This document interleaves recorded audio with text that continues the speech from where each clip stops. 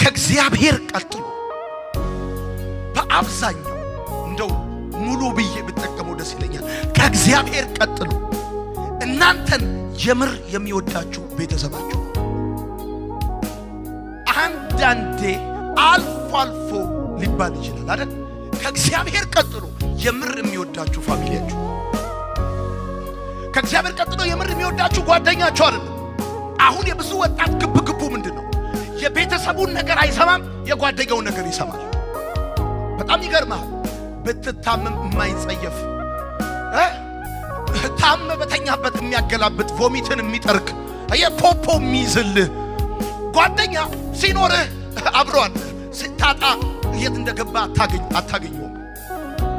የምር ብቻህን የቀረህ ጊዜ፣ ያቃተህ ጊዜ፣ የከፋ ጊዜ ይሆንልኛል ብለህ ወጥተህ ሳይሆንልህ ብትመለስ ፊቱን ሳያጠቁር የሚቀበል ፋሚሊ አለ፣ ቤተሰብ አለ። የሁል ጊዜ wherever you go የትም ግባ፣ እስር ቤት ግባ፣ የፈለክበት ግባ አለ።